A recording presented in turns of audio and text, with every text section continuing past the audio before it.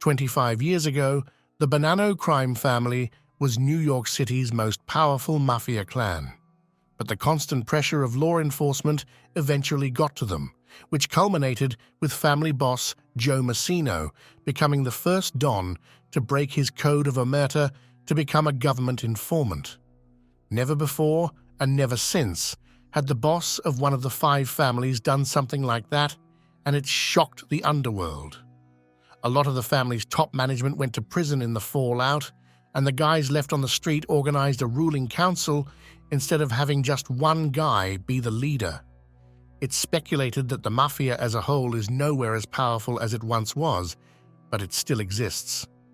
And the trial of corrupt Nassau County Police Detective Hector Rosario shined a light on the current state of Cosa Nostra.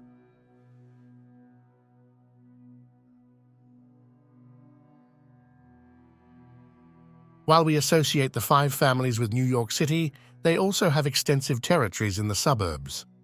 Long Island, where most towns are less than an hour's drive from Manhattan, is important financially to organized crime, with the families having their own specific suburban crews.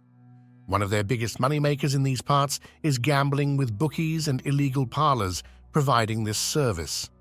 Although each mafia family is its own organization, they loosely cooperate with each other as a syndicate because the senior leadership views violent conflicts as bad for business and a magnet for law enforcement. Ever since the destructive Castellammarese War of the 1930s, major mafia fights have been contained to factions within individual families like the Colombo Wars and the Banana War. For a long time, the Genovese and Bonanno families stayed away from each other. The Bonannos lost their seat on the mob's ruling panel, known as the Commission, in the early 1980s after they were kicked out when they almost initiated Donnie Brasco, who was in reality undercover FBI agent Joe Pistone, into their family.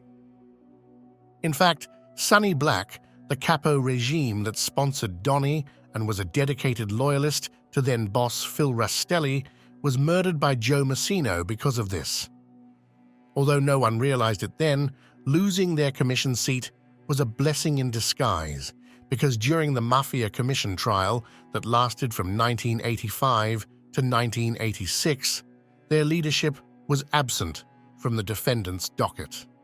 And during the trial's fallout, which marked the end of the mob's golden era, the Bonanno family was the only one to enter the 1990s with their leadership structure completely intact. Massino became the most powerful boss in the city, and the family was given its seat back. But rival boss of the Genovese family, Vincent the Chin Gigante, did not like him and forbid his family from cooperating with that group. But by the 2000s, things changed dramatically with the Chin's death and Massino's betrayal. And as the FBI changed their focus from organized crime to terrorism, the Mafia was able to catch a breather and regroup. And soon, the two rival families were about to enter a joint venture together. It began in Lynbrook, Long Island, at a shop called Grand Cafe, where gelatos were served in the front and gambling was available in the back. But not just anyone could go in that part of the store. You needed to ask for a specific menu item that was not on the board and then give a password phrase. For example, "Let me get a tiramisu coffee, my friend Jean recommended it." The place had 2 poker tables in the back, along with slot machines. The owner of the shop split the profits 50-50 with a member of the Genovese family for his protection. But the deal fell apart after that member was sent to prison. And once he stopped paying, not only was he no longer under that family's protection, he also became a target for them to extort. After being beaten up during a visit by men he didn't know, the shop owner turned to an associate of the Bonanno family for help. A sit-down was arranged, and the result was that the Bonannos would now be part of the venture with a take of 25%. The two families also agreed not to operate competing gambling parlors within a 5-mile radius of each other. But there was no agreement about making certain gambling customers exclusive to either family, and that's where the tensions that broke the partnership began. One down on his luck, gambler stopped going to the gelato shop and instead took his business to Sal's shoe repair in Merrick, New York. This place had a similar backroom setup and was run exclusively by Genovese associate Salvatore Rubino, who was known on the streets as Sal the Shoemaker. With this gambler no longer at the gelato shop, the Bonannos felt that they were now losing money. They believed that the Genovese family had poached the customer exclusively for themselves, and they were angry. In 2012, Detective Hector Rosario had been a member of the Nassau County Police Force for 5 years. During that time, he entered a friendship with Bonanno family associate Salvatore Russo. Russo also operated gambling parlors, and during that time he cultivated Detective Rosario into working for him in exchange for a $1,500 a week retainer. Rosario's main task was to provide tips to the Bonanno criminals about investigations while also deflecting his co-workers from looking into his new associates. Detective Rosario also became acquainted with Bonanno family soldier Damiano Zumo. Zumo testified that Rosario once warned him that he was under investigation and should avoid using his phone.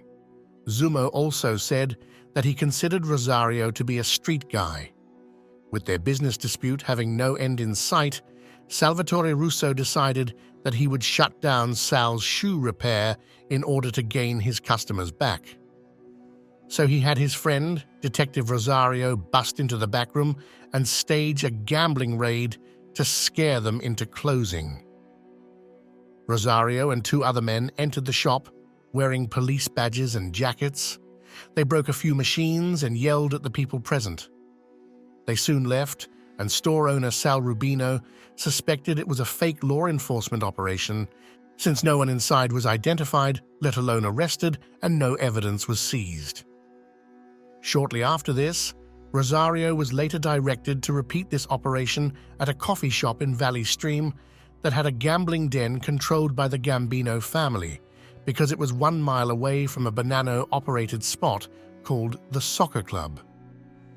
However, this place had a buzzer that needed to be rang for the door to open for admission, and the crooked cop was not allowed in.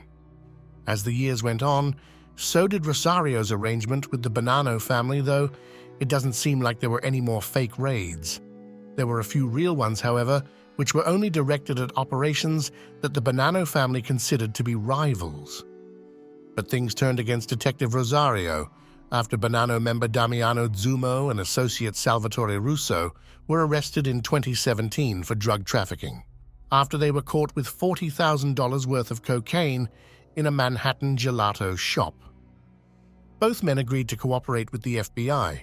Russo once called himself a close friend of Rosario, but that did not stop him from giving up his detective buddy to law enforcement for the hope of receiving a lighter sentence after pleading guilty for the coke. At this point, Rosario was not on anyone's radar for corruption, and the FBI was not looking into the gambling dens. But as they learned more from Rosario's so-called friends, they decided to take a closer look at him.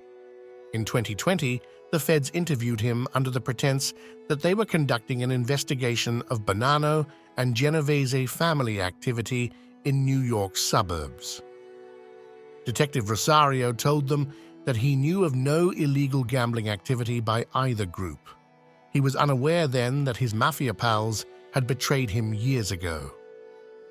In August of 2022, Detective Hector Rosario was indicted in the Eastern District of New York on federal charges for obstructing a grand jury investigation and for making false statements to the FBI. He was then promptly fired by the Nassau County Police. In February 2025, his trial began. He did not testify in his own defense, and his lawyers maintained that he did not do anything wrong. They claimed that he did not obstruct justice because he was unaware that his friends were under investigation. They also claimed that the people testifying against him, Salvatore Russo, Sal Rubino, and Damiano Zumo, were all convicted criminals who were trying to destroy Rosario in exchange for lighter sentences, and therefore they could not be trusted to be honest.